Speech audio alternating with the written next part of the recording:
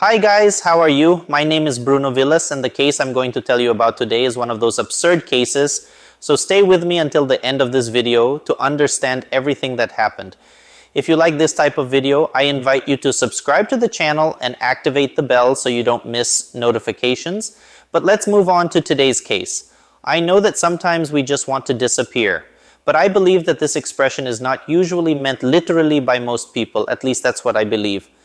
However, a man named Bennie Harden Wint took this expression very seriously and put it into motion, a scheme he had spent a lot of time thinking about. He was already tired of his life, and his greatest desire was to start anew without family ties or a circle of friends.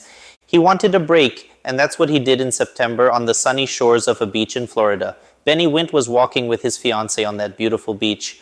Unbeknownst to anyone, in Bennie's mind, there was already a very well-laid plan to disappear from everything and everyone at a certain moment. That day at the beach, he told his wife he would go for a swim. He went into the sea and swam beyond the waves and disappeared.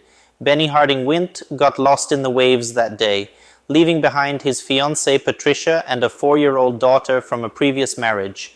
Patricia saw her lover enter the sea but did not see him come out. She then alerted the lifeguard that her fiancé had disappeared at sea, and at that moment a huge search for Bennie began. The beach patrol officer, Scott Peterson, was working on the fateful day that Bennie disappeared, and he said that these types of things end up getting personal because when someone goes missing like that, everyone feels vulnerable. After all, it can happen to anyone. Just one moment of carelessness and the sea takes you away. The sea can be very treacherous, said Beach Patrol Officer Scott. An average of 10 people die every day from drowning, and the lifeguards at one of the busiest beaches in the United States know this all too well, but that's one of the reasons they thought something was wrong. Bennie went into the sea but never came out again, and that was very strange, because even when drowning victims aren't recovered immediately by the rescue team or lifeguards, the body usually ends up appearing no more than a week later as the waves return it to the shore. The fact that they did not find Bennie's body and that the sea did not return it caused a lot of strangeness. Without the knowledge of everyone on the beach that day, including Bennie's bride, this was the first step in Bennie's elaborate plan to end his life, but not literally. Bennie Harden Wint died that day, but William James Sweet came into being.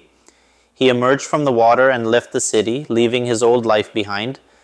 While the beach patrol was looking for Bennie, William was halfway to Alabama, starting a new life and forgetting all the people from his past life. But Bennie Wint was not forgotten by those who loved him. 2 decades after he walked into the ocean, his abandoned daughter Christy went online to find her father. She made a post on the internet hoping to reconnect with her paternal grandmother, Bennie's mother, who was very sick and had been given only a year to live by the doctors. However, she was resisting, firm and strong, and the doctor said that she seemed to be clinging to something. Christy faithfully believed that her grandmother was holding on for her father. Despite the posts, Christy didn't get any response, at least not at that moment. But fate was about to change. In 2009, North Carolina Sergeant Stacy White noticed a car with a light that was out. She turned on her lights, pulling over the vehicle during what was supposed to be a routine traffic stop. As is the protocol, the sergeant asked the driver for identification and a driver's license. The driver had no identification but claimed to be William James Sweet. This was a red flag for the North Carolina officer, mainly because the name given by the driver did not appear in his system or in any log.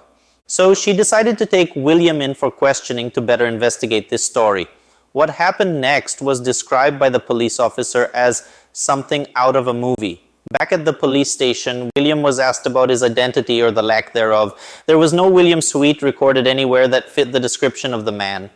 While he was in police custody, William told the truth about who he was, admitting that his real name was Bennie Harden Wint, but he had not used that name for over 20 years.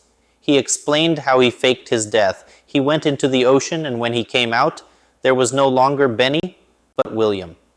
The police didn't really buy the story. In the end, there were very few ways to corroborate this absurd story, as William had discarded all personal identification before beginning his new life.